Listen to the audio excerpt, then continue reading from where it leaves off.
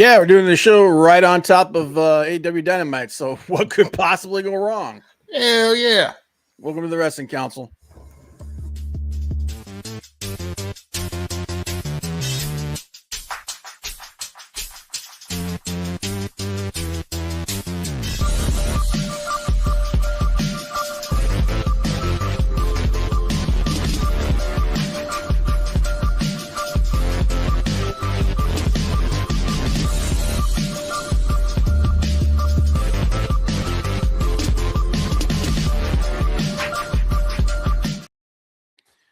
Welcome to the Wrestling Council. I'm your host, Comic Bob. Joined as always with my good friend Hollywood Frank.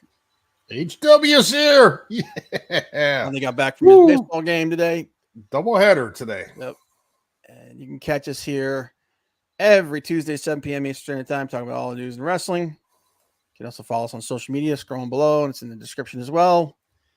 And joined by the Latino Cheat. He got it. He did the switch.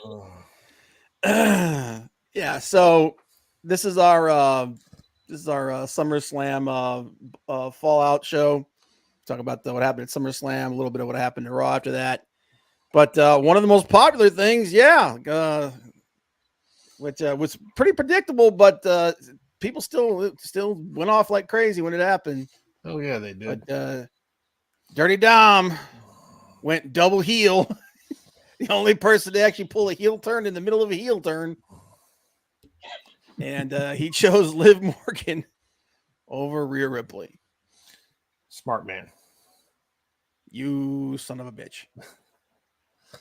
Hey, and Rob and I survived the storm.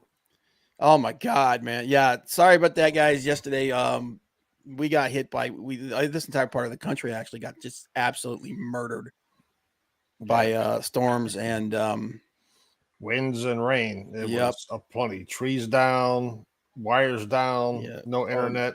A lot of places don't have power. Some places aren't going to get power back until the 11th. Yeah. So it was bad, but we lives. We do. Yeah. But did you watch any of SummerSlam, Johnny? All of it. You watch all of it? Yep. All right, good. Good. You can actually weigh in on this then. Tell us what you think. But before we get into that, though, let's go ahead and check in with the chat real quick. I think Leg Kick's the only one here so far. What's up, Leg Kick? Hail, Leg Kick. How you doing, man? Appreciate you being here. What's up? What's up? What's up? What's up? What's up? Hello. What's up? What's up? Before we get into everything that happened at SummerSlam and what we think about it and where they're going to go forward from that, a little something that our favorite segment, a little something we call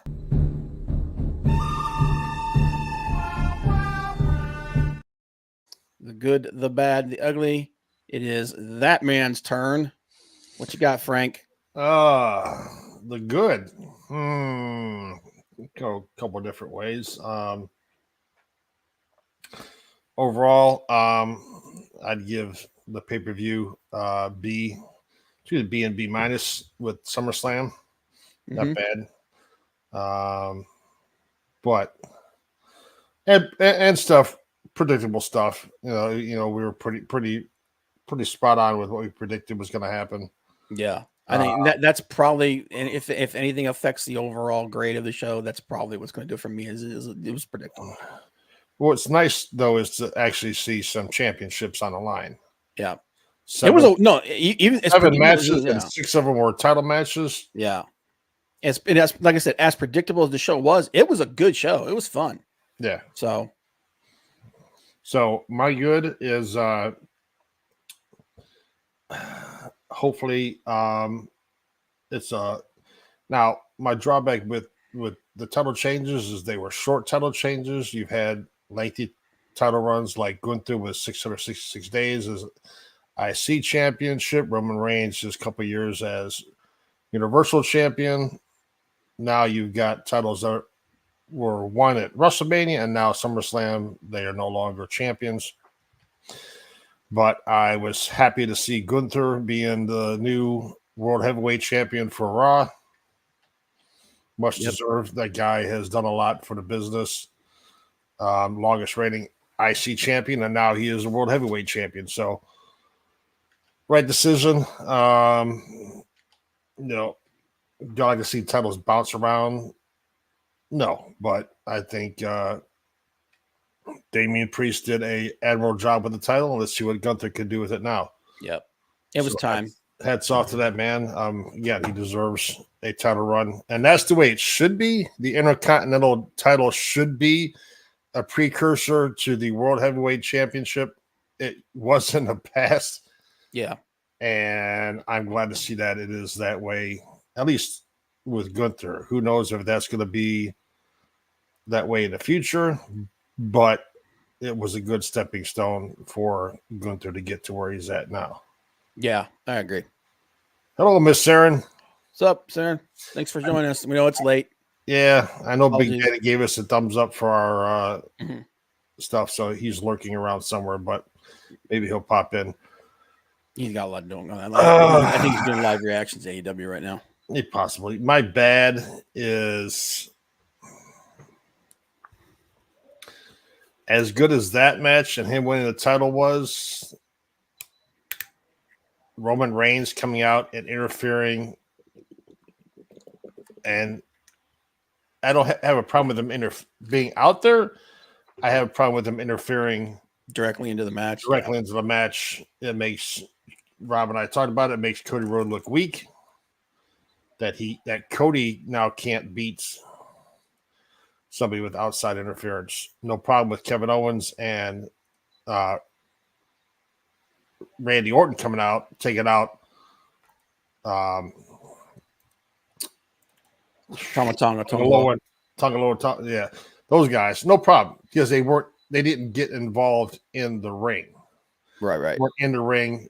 Randy and they were in the ring, but Randy and KO did not interfere and do anything to Solo. They left Solo and Cody alone. Yeah, we talked about and we'll talk about it more when we elaborate on what we thought about the show. But again, it makes Cody look weak. It really does. Yeah, and it's something we'll discuss. But that's my bad. And my ugly is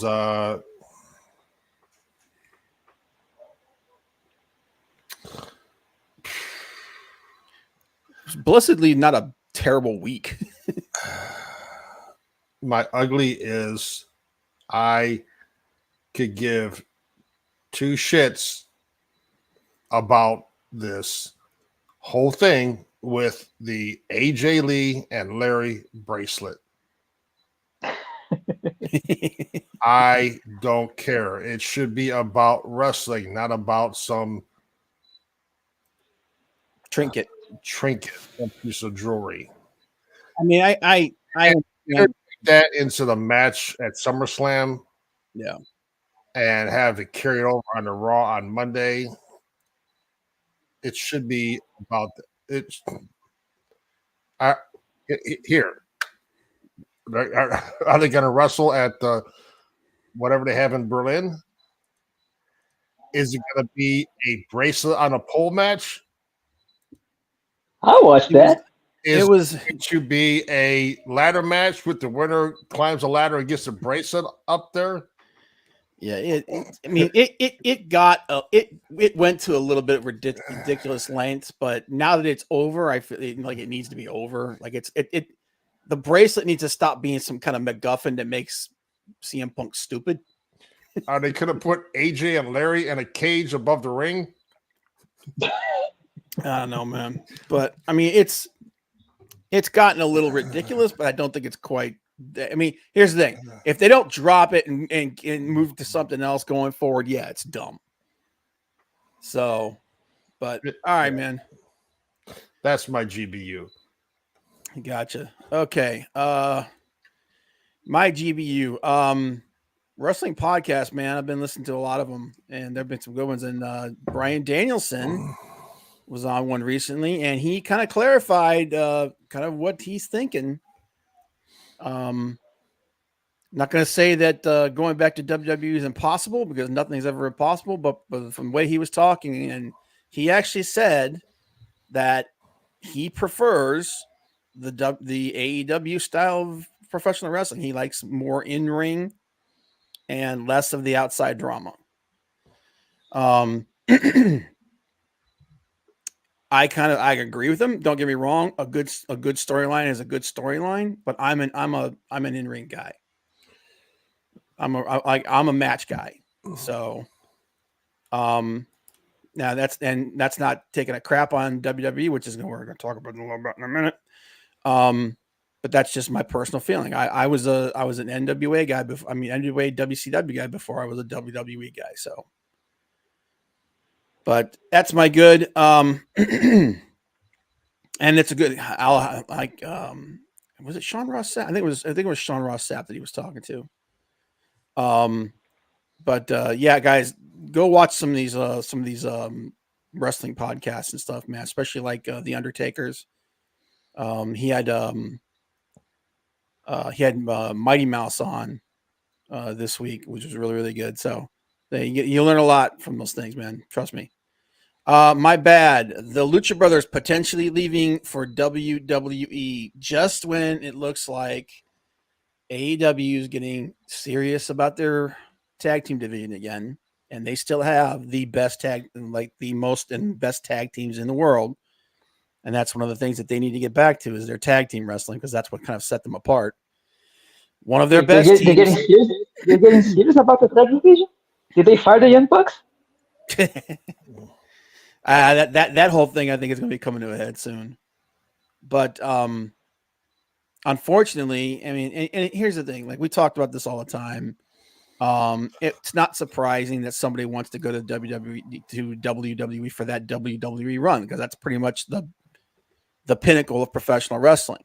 You know, everybody dreams about that WWE run. Yep. So I don't blame them for that. But looking at the way they have treated other luchadors, other Mexican wrestlers, they make them fight each other. And I don't see the same potential for them in WWE that I see for them in AEW.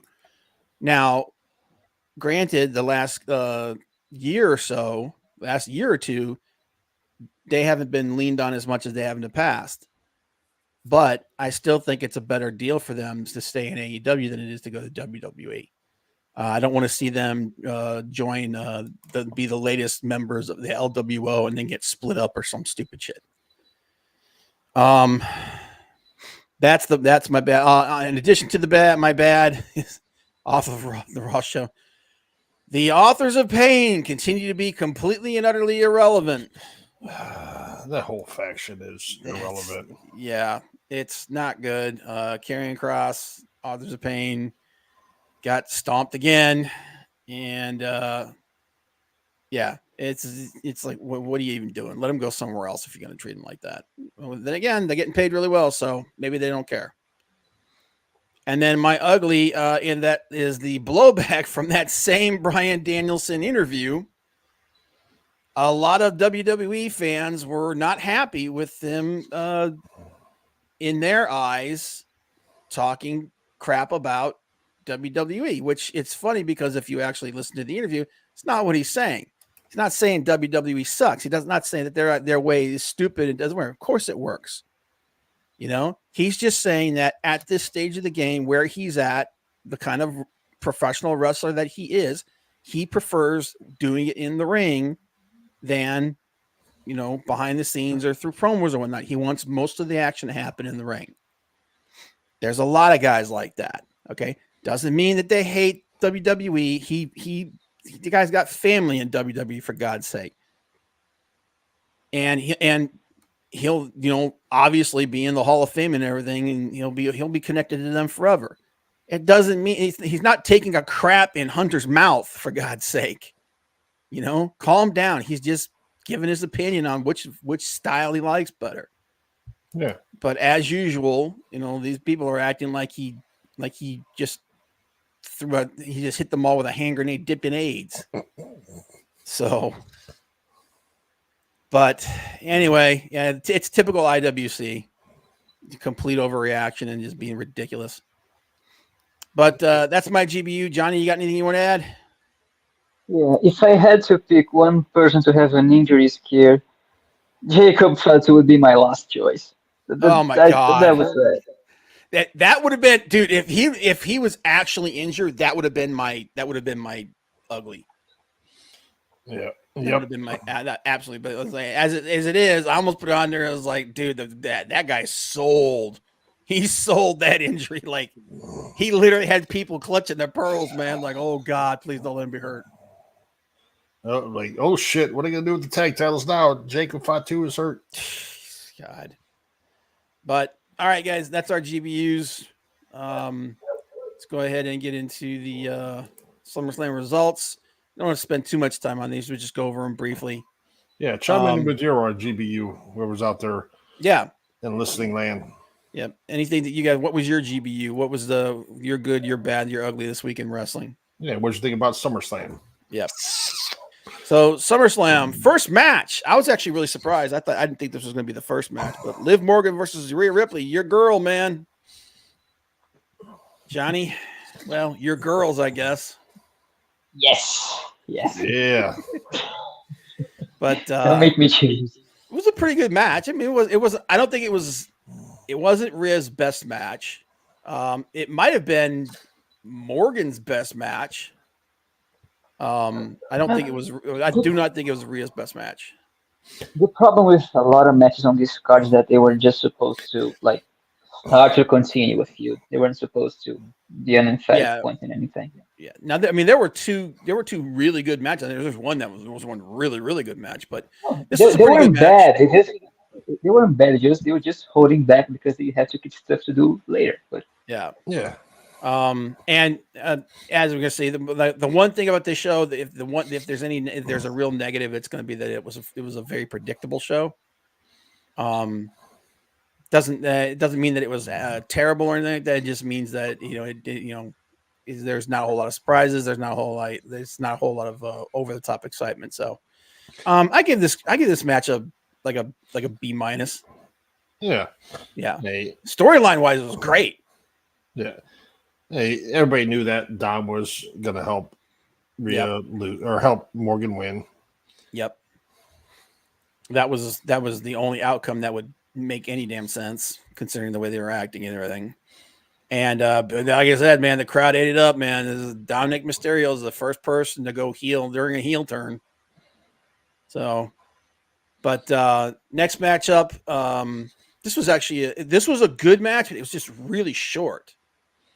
Sami Zayn, Intercontinental Championship, Sami Zayn versus Braun Breaker. For the match that we got, it was a good match. They cut about 7 minutes off of it, though. Yeah, they cut about 7 minutes off the damn thing, and you could tell it felt very rushed. But Sami Zayn, he did what he needed to do, put Braun Breaker over. Braun Breaker, he is a freaking star, dude. Like I said, just give him his freaking name back. But let's see a lengthy run with Braun Breaker. Yep. And then wait. I mean, I don't have a problem if he's a Continental Champion for a year plus, just like Gunther was almost 2 years. Yeah, I mean, I've said it before, and I'll say it again. If the wrestler's over and it's working well, and you're getting good matches out of it, I'm all for lengthy title runs. So if Gunther can have it for 2 years, Braun Breaker has it for a year plus, and then start thinking about world title with him, not a problem. Yep. But and this was, like I said, this probably would have been like one of, if not the match of the night, if it weren't so short. So, but because it was, I give it for what it was, I give it like a B, just like the last one. Yeah, just all the pageantry and stuff, and the long walkway to the ring, all that stuff that eats into the matches too. Yeah, I think altogether it had something like 7 minutes of total action. So, and I didn't watch it, but I don't know if you did. there wasn't any matches, but the 3-hour pre-show. No, I wasn't going to watch 3 hours of people talking. Especially when they're going to be repeating the same thing a lot. It's that whole thing. I don't understand that whole way, but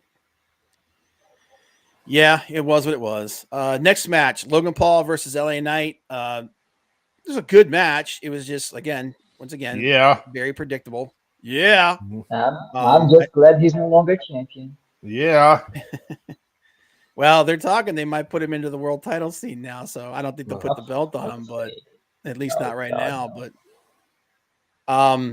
But no, good action. Like I said, whether you like him or you hate him, Logan Paul, he's an incredibly athletic guy, and LA Knight wins. I do think that this is probably at this stage of the game, I would have had Jey Uso in this rather than LA Knight. I mean, last year, LA Knight, 100%.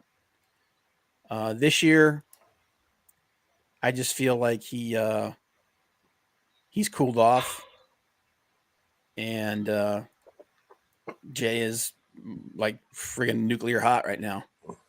So, but overall wasn't bad. Yeah, not bad. I give it like a B+. Like I said, it was like there were no real surprises or anything. No, but what do you think about his brass knuckle shot from Logan Paul? Like, it didn't seem like he really sold it. I don't know. It felt like they were kind of, that whole thing they did, like whenever The Rock would take the Stone Cold Stunner. Every time he would take it, he'd try to make it more and more over the top. I think that's kind of what he was trying to do. I just think he failed at it. So he wasn't even like a haymaker or something. He just like did like a quick jab on it. Yeah, it was like a quick doink, and that was it. But like I said, I think it was just lack of experience and mistiming, maybe. Yeah, maybe. But he kicked out anyway, so it wasn't the finish, so that's okay. Yeah. WWE Women's Championship, Bayley versus Nia Jax. Once again, this is probably the place where I think they had their biggest opportunity and they kind of fumbled the ball. We both anticipated that Bayley would not be the champion when she left. How it happened could be one of two ways. The best way was for either Nia to beat her, like they're all both for that, and then Tiffany Stratton comes in, cashes in her Money in the Bank, and she walks away with the title. Or Bayley manages to barely beat Nia, and then Tiffany Stratton comes out and beats her down and takes the belt. Well, we got 90% of that. Yeah, it was Tiffy time, but they didn't pull the trigger on it. Yeah. So, sorry, Mal. We had nature intervened, so we're doing a makeup show tonight. Yeah, so Stratton did come down. She did provide a distraction, but it was to help Nia Jax beat Bayley. And so they're going to drag this thing on. And it's going to come down to Tiffany versus Nia at some point. Yep. Because she's a women's Money in the Bank champ, and she's on the same show with Nia Jax. So, yeah. So the only thing I can think of is either they're going to turn Nia use her to turn Nia face or something, or the other vice versa. I don't know. Like I said, this to me was a missed opportunity. I think the best outcome would have been if she had pulled the trigger there and she walked away as the champion, especially considering that she is, like, right now, she's probably the hottest commodity they have in the women's division. Tiffany Stratton should have Mariah May on Nia Jax. Yeah. It just wailed off on her with that briefcase till she's bleeding, then go 1, 2, 3. Yep. Clocked her in the back of the head, walked away with the belt, with the belt. That's 100% the way it should have went down. But overall grade, again, match was about a B. maybe a C plus. Nia Jax to me looked better than she has in quite a while. Yeah, I guess I give it a B. She looked a lot better than she has in a long time. She looks like she's working safer. That's all. That's nothing but win. So, oh yeah. Okay. So CM Punk versus Drew McIntyre with Seth Rollins as the special guest referee. This was okay. Was this the most athletic match we've ever seen? No. Was it the most technically sound match we've ever seen? No. No. Was this a much better match for CM Punk than we've seen him since he's come to WWE? Yeah. It was about the only one. He hasn't been healthy. I know, but I'm just saying, you put Punk in there with somebody like Drew McIntyre, the guy can still tell a really, really good story in the ring. Okay. He and Drew, it was a great match. Even with the stuff with the bracelet, the first time when he tried to take it, like in the middle of the match, I was okay with it. As he kept obsessing about it as the match went on, that did detract from the match for me. And especially like the last couple of weeks, he's been acting completely stupid. The bracelet is not what his ire should be aimed at. It should be Drew. Yeah, you don't need an object anymore. He sees the bracelet on Seth and goes nuts. Like, yeah, come on. But it was a good match. This is up to this point, it was the best match of the night, in my opinion. And I give this like a high B plus, like a low A minus maybe. It was a good match. All right. So he threw it off because the battery came out. But why do we need ref cams? They're trying to. No. Here's the thing. I give WWE credit for trying new stuff after having Bucky Beaver in charge of their camera work and everything for all these years and just being static as hell. Sometimes it works, sometimes it doesn't. Look, I'll take that just for the meme that I saw earlier today of someone like doing the ref cam with CM Punk throwing a punch and saying like that's Jack Perry's POV. That made it worth it for me. That made me laugh. Oh my God. But yeah, and obviously, going forward, is it going to be a three-way between them? Is Punk going to turn heel? Is Seth going to go back to being the kind of heel? I don't know what it means. I don't know. Seth took 6 tsunamis last night Monday night. So yeah. That was actually another thing I almost put for my good was that Bronson Reed is actually finally being used like a monster instead of being made to lose to everybody and their mother. Don't get carried away. There's only one match. I'm just saying. Let's see them progress with that. And Bam Bam Bigelow 2.0. Don't screw it up. But obviously, this thing between Punk and McIntyre is not over. No. And the right person won this match. Yes, I agree. I think because he's been screwed over so many times by Punk, and they kind of put it. They've now flipped the script, and now it's he's living in Punk's head. And, Drew deserved this win, and this was the right call. So, good match. World Heavyweight Championship: Damian Priest versus Gunther. This is the best match, in my personal opinion, of the night. Damian Priest has gotten so much better since coming up from NXT. He's doing good character work. He's got a good look to him. He's a good his title run was, I don't know what it was. He's one of those guys that I really think he works well in the lower upper echelon. Like he's the guy that he doesn't win the title 16 times. He wins it like 3 times. Right. You know what I mean? Which ain't taking a crap on somebody. It's just saying, they're not quite that guy that you pin the company on. But Priest, he's so much better than he was, in my opinion, when he was in NXT. And Gunther, said it before, say it again. He's, in my personal opinion, he's one of the best heels, if not the best heel in the business today. And like I said, again, said it many times, he's a throwback in the best way possible. I know some people they just don't. They think he's just a chop machine, but if you really watch his matches, he knows he's a classic old school professional wrestler, and and he's made it work. And he, like I said, he looks like a freaking Marvel villain. So, great match. Like the back and forth, the betrayal by Finn Balor. We all knew it was coming. Ever since they started laying the groundwork, was it a year ago? It was last year when Priest kind of sort of cost Balor the title. Yep.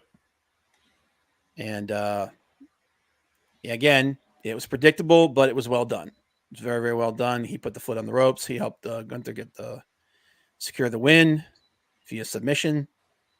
And yeah, dude, let's go. Let's see what Gunther can do now. Starting off with Randy Orton, so that's good. And then the final match of the night, undisputed WWE Championship, Cody Rhodes versus Solo Sikoa. Again, pretty much happened exactly like we said it was going to. Arn Anderson got a new job. What's that? Arn Anderson. Yeah, got a new job. And actually, me and Frank were actually talking about that right before we saw him. I was like, oh shit, there he is. You think they were from the Four Horsemen? I will smack that. I will smack that stash right off your face, boy. Hey, you know, nice porn stash he's got there. Come on, leave him alone. Yeah. No, good match. Bloodline rules match too. So yeah, it was a Bloodline rules match. Pretty much happened exactly the way we thought it was going to. Solo was very strong through most of the match. Then towards the end, Cody starts cooking, starts to get the upper hand, and in comes Tonga Loa. I call them the Girls of Destiny because that's who they are to me. Yeah.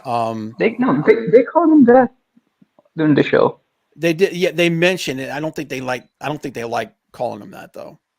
No, they did. But they get taken out by Randy Orton and Kevin Owens, who, after what Arn Anderson said, I was expecting like Matt Cardona or somebody else like that. But anyway, and then as predicted, Solo, everyone, Jacob Fatu comes out. He beats down Cody. He gets injured. So it's just Cody and Solo in the ring. Cody manages to kick out. And then right then, Roman Reigns' music hits. And I felt like, and I know Frank agreed with me on this, and pretty much everybody else that I've talked to agrees with me on this. They said that Cody needed a clean win in this match because he's been getting his ass kicked this whole time. He needs a clean win. You got to set him up as the superhero. We didn't get that. We got what, in my opinion, was the ending, the finish that made Cody look the weakest. Yep. Roman had to come in and take out Solo for him. Now, obviously, we knew that he was going to interfere. We knew that, this is going to happen.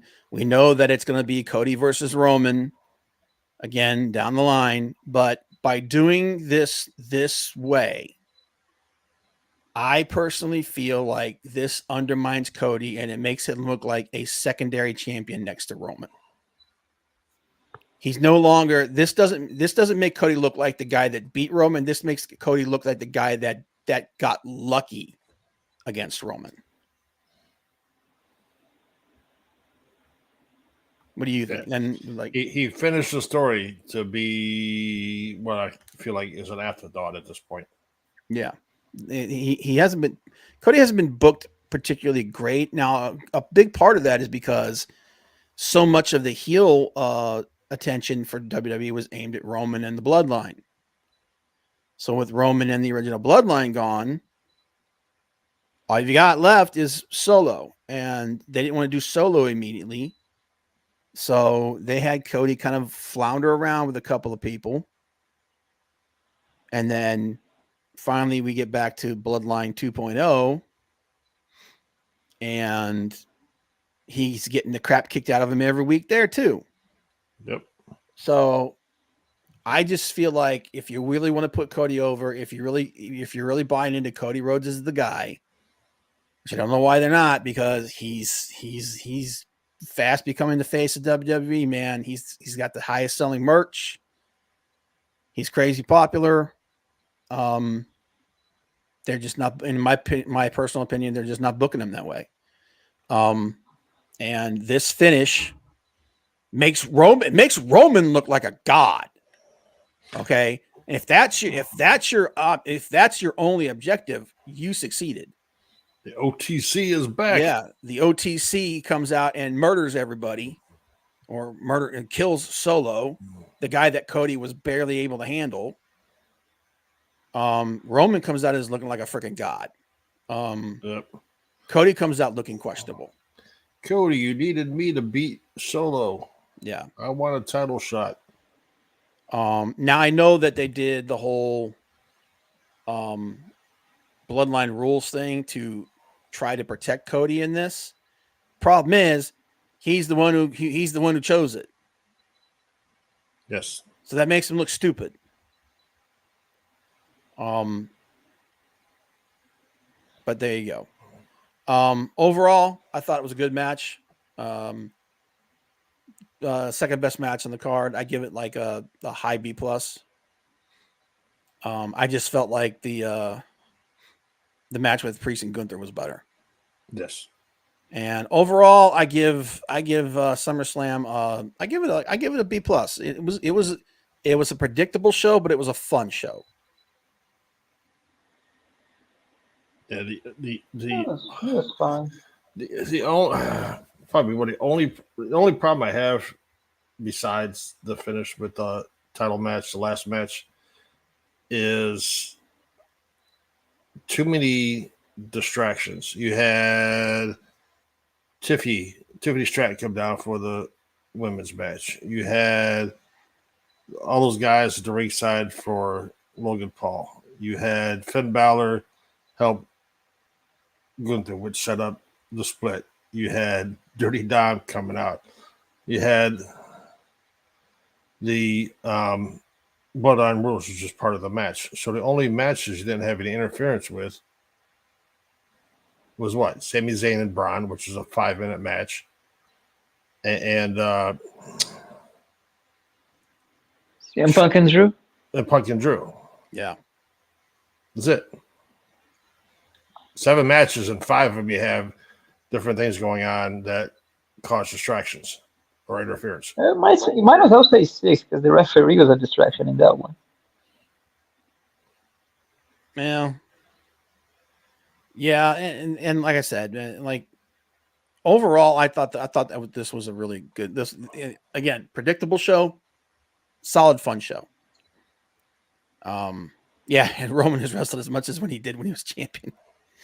Well, I know he's done filming, so I know that's why he's back. Yeah. So he should be back for a while at least. But no, like I said, this show was used largely to push storylines along, and some decent in-ring work, a lot of storytelling. So, but yeah, I thought this was a good show. Yeah, it wasn't bad.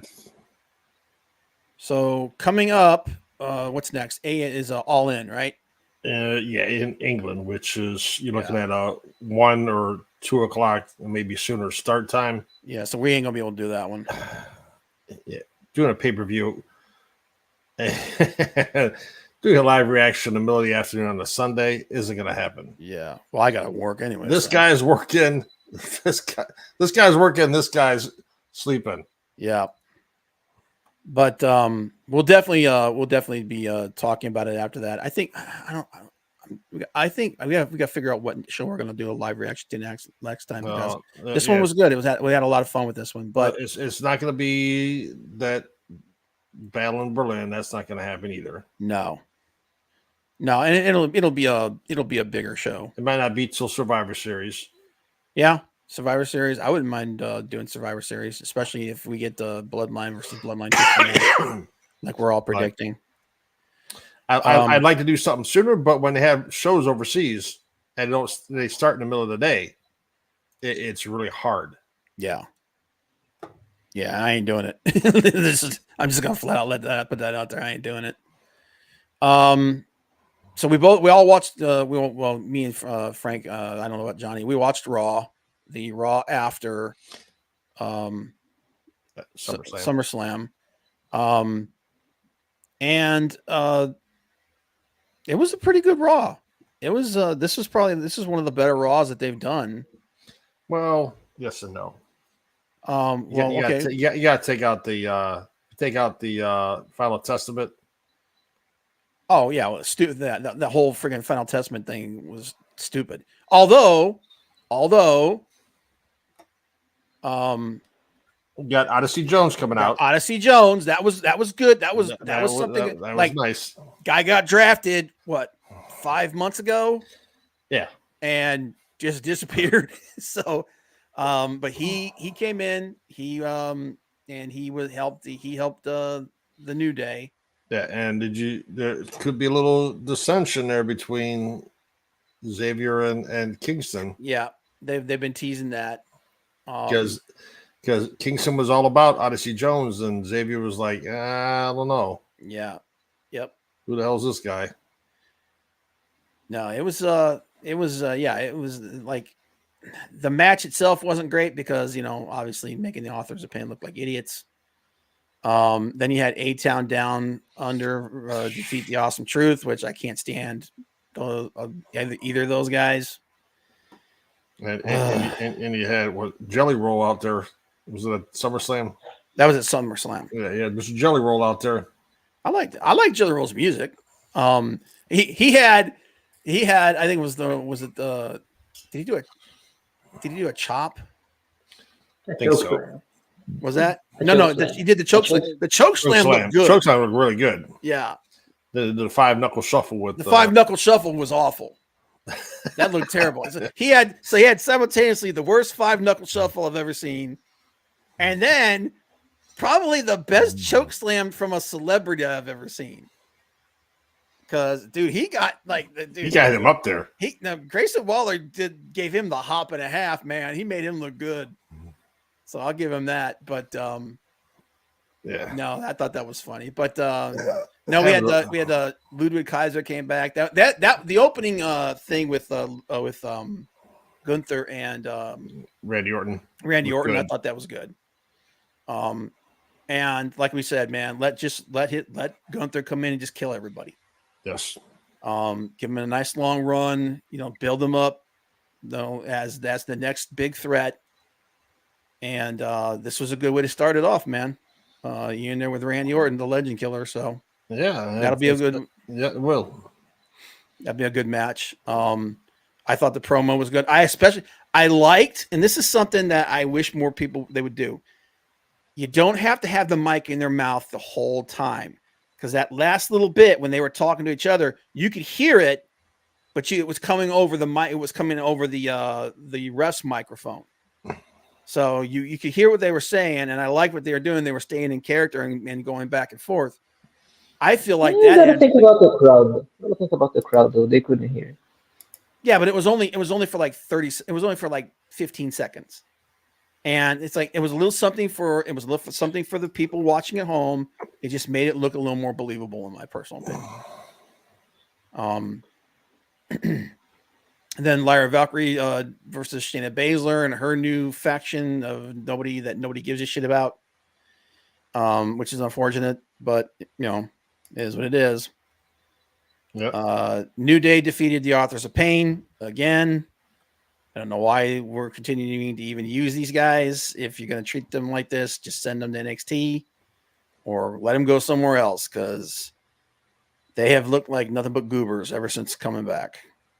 They have been treated like geeks. Worst thing on the entire show, A-Town Down Under versus the Awesome Truth. Obviously, this whole thing's being set up to make it look like Miz is going to turn heel. I can't stand Grayson Waller. No, neither can So, yeah, it is what it is. Damian Priest defeated JD McChicken Nugget. Here's the thing about Jay. I may be okay. I'm going to admit I may be somewhat biased against JD McDonough. Okay, You don't say. he's got good skills. Okay, in matter of fact, he reminds me a lot of the way Finn Balor wrestles. He's got good skills. He just looks weird. His head's You 2 sound like- times too big for his body. And I'm not, and again, I'm not saying that to be a jerk. I'm just saying it because it's distracting. Okay, Vince. Yeah. I'm just like, and I know it's shitty. It's a shitty thing to say, but it does. Dude, he looks weird. The match was pretty good though. I mean, it was probably the best match of the night, in my opinion, as far as wrestling is concerned. Damian Priest. What do you think about Damian Priest's promo and them? Obviously, it's him and it's going to be him and Rhea versus Dom and Morgan. Yeah, obviously. I loved his promo on Monday night. Yeah, it was a good transition. It was a good heel to face transition promo. I'm just hoping they don't drag this thing out. This isn't the kind of thing that they need to drag out. Yeah. But no, this is probably the best match of the entire night. Damian Priest defeated JD McDonough. And then we got obviously they're moving towards him and is that going to be at the Brawl in Berlin? The other thing they've only announced so far is the Randy versus Gunther. Randy versus Gunther. So I was thinking, I don't. Yeah, they're probably not going to. I think they've also announced JD McDonough versus Damian Priest at the Bash in Berlin. I think so. They just did this match. Oh my god!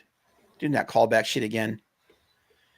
Io Sky defeated Sonya Deville because of course she did, because Io's awesome. Yeah, and then Lyra Valkyrie lost earlier in the night to yep.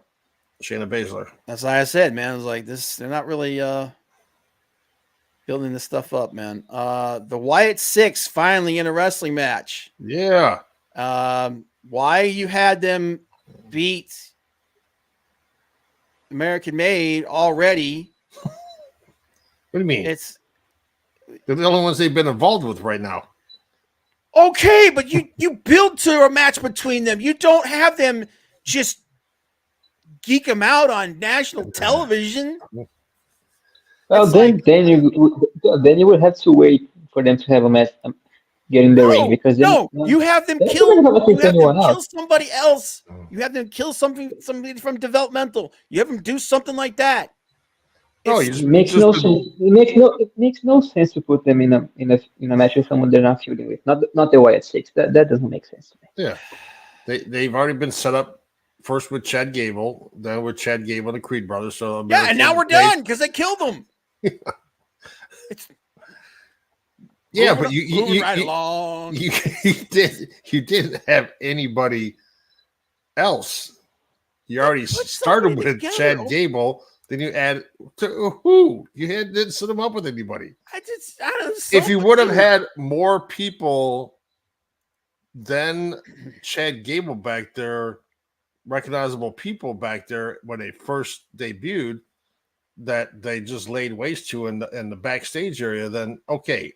I'm saying this was not planned well. But you didn't have anybody back there. Dude, what I'm saying is, what do they do now?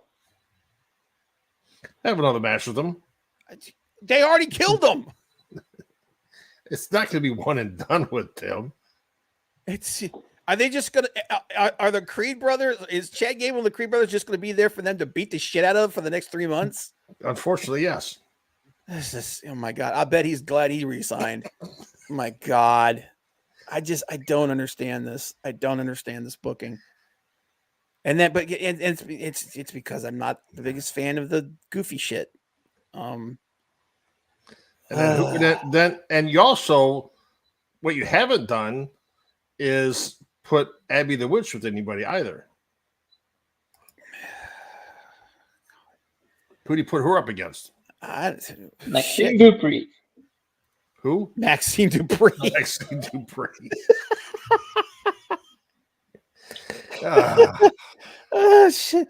I mean, it's probably gonna happen. Probably the only person that makes sense isn't even there. It would be Alexa Bliss. That'd be like the only person I can think of that would make sense because of their connection to Bray Wyatt and all this stuff, and Nikki Cross. So it's like I don't know what they're gonna do with any of this stuff.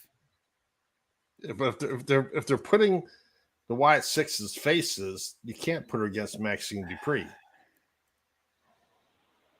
Oh God! I don't know if is it too soon to put her versus no, I can't put her versus Liv Morgan because she's in a feud with freaking Rhea Ripley. And they haven't used the Wyatt Six on SmackDown, which is a wasted opportunity. Oh my God. This is what I said. This gimmick doesn't work as faces. Just doesn't. All right. Anyway, that was Raw. It was a much better show than I made it sound like.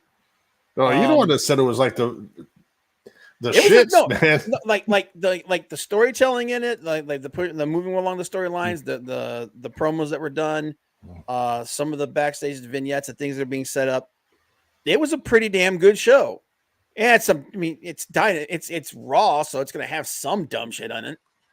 But overall, I thought it was a good show. And one of the better ones they've done in the last few months.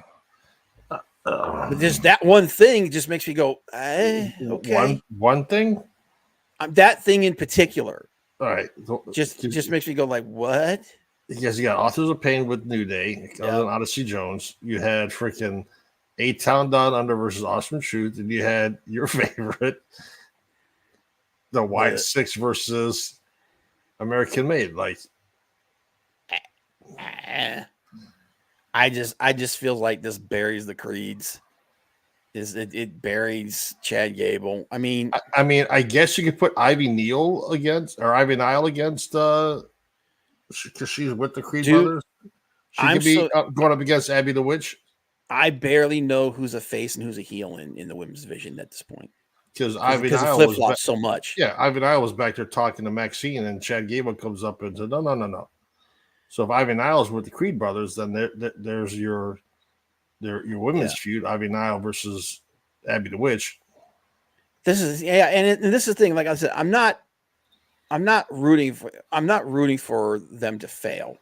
Okay, I like everybody that's in it. I like the idea of you're trying to remember somebody's memory. That's great. I just said from the start, man, if they try to go face with this, it's not going to work. It just isn't going to work. And here we are. So real quick, one last thing. The other big story in wrestling. Well, there's a couple big stories. Well, this one's probably the biggest. MJF, Britt Baker. So I'm now glad the cancer is gone. Now here's the thing. Now the way that this has been handled has been very unfairly criticized, in my opinion. So let me get a quick rundown. So Dynamite 250, the anniversary show for AEW Dynamite, had an hour-long match between Will Ospreay and Maxwell Jacob Freedom. It was freaking great. It was freaking awesome. I love long matches like that. I grew up on them. Those are the kind of matches that people make themselves with. And they put on a fantastic show, a fantastic match. Apparently, Britt Baker wasn't happy about this. She wasn't happy that they got so much time, even though they are the two top stars in the company right now. She wasn't happy with all the attention that they got, and she was basically talking shit in the locker room with Maxwell Jacob Friedman's girlfriend. So what do you think happened next? She told Max that Britt was talking shit and was unhappy, and Max and Will Ospreay both went to confront her about it. Now, apparently, Ospreay talked to her first. He asked her why she was trying to cause trouble. Those are his words. It's like why she was trying to start drama. Back then. Max, however, the storyline with Max was the original was he busted up into the women's locker room. And they got into it, and he punched the wall, and then he left. And everyone's like, "Oh my god, I can't believe he wasn't suspended." As it turns out, there is a now. So ever since this everything that happened with All In, the brawl out with CM Punk, there's a disciplinary disciplinary board in AEW. Bryan Danielson is on that board. I think. There's a couple other people that are on that board as well, but I know Bryan Danielson's on it. And within a matter of days, they looked into this situation. They made a determination that Britt was the issue in the situation, and she was suspended for 2 weeks. All these people were coming out spitting venom and saying that, oh no, Max, he punched the wall. That's threatening her. Blah blah blah blah. And the whole time I'm over here going, let's just wait and see because we don't know the details. We don't know this and that. No, it's rabble, pitchforks and torches.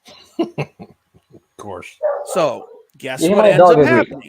So the story, as time went on, came out, and the story is Max did not just bust up in the women's locker room. He actually knocked on the door and asked if he could come in to discuss the situation with her.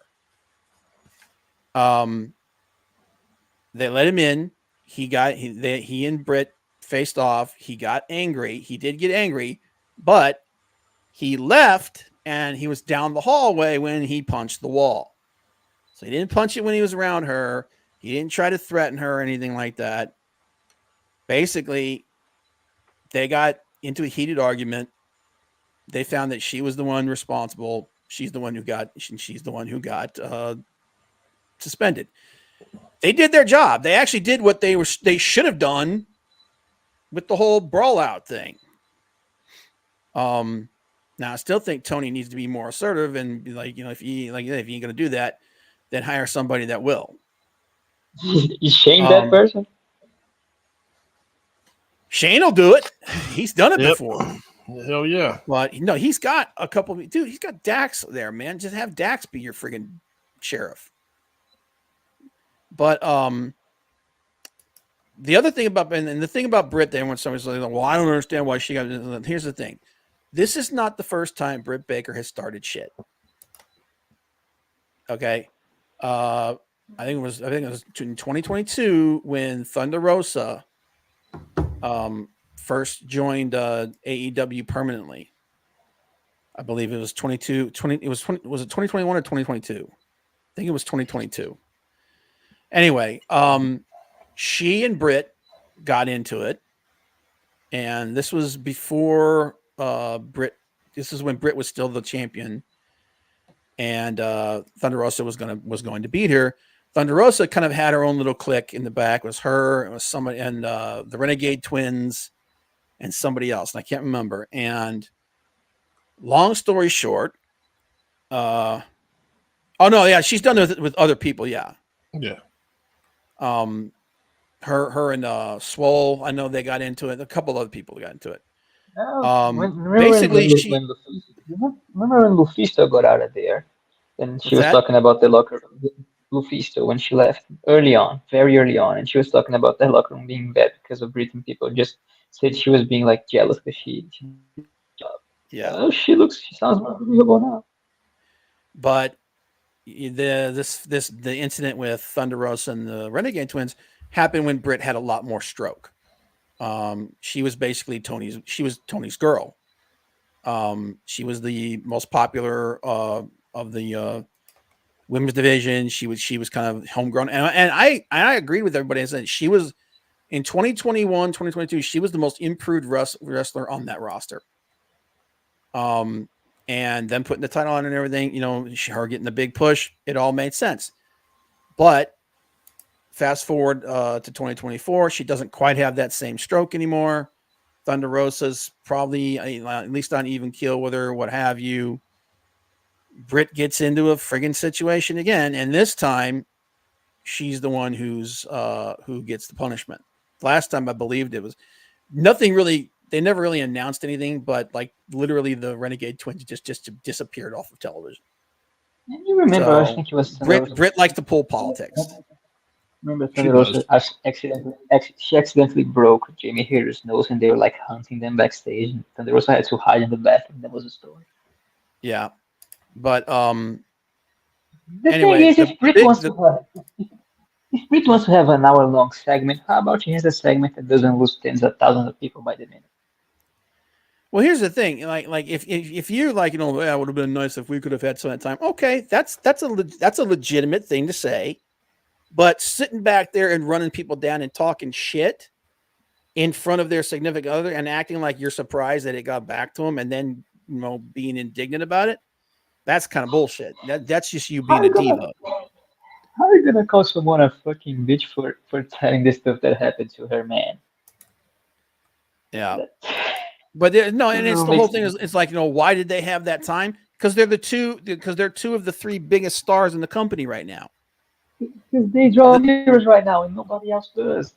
Yeah, it's the biggest stars in the company right now are Will Ospreay, Mercedes Moné, and Maxwell Jacob Friedman. They are the three biggest stars in that company. Yep. So of course they're gonna especially in a company where they like doing matches like that, of course they're going to do a match like that. And it went over big. People loved it. So if you don't want anything getting out, then don't say shit about somebody's boyfriend. Say like, hey man, it's like that saying we had back in the 80s, don't start nothing, won't be nothing. So, but that's the story behind the whole drama between Britt Baker and MJF. She's only been suspended for 2 weeks, so it obviously wasn't that bad. She's going to be back she's going to be back before All In. Everything will be fine. But I'm actually surprised that the AEW stepped in and took care of business as quickly as they did, which is a good sign. It is. So, but anyway, guys, that's about it. We're a little over time here. Again, apologies for going so late. Real life takes precedent. Appreciate everybody who was here. Johnny, Frank, as always, Maldacito, Miss Saren, Leg Kick, Big Daddy, everybody else, appreciate it. And we'll hopefully see you guys next week. Next week, it's going to have to be you and Johnny because I will not be available. Frank's not going to be here, but me and Johnny will hold down the fort, and we'll see you guys then. Thanks for being here, guys. Bye.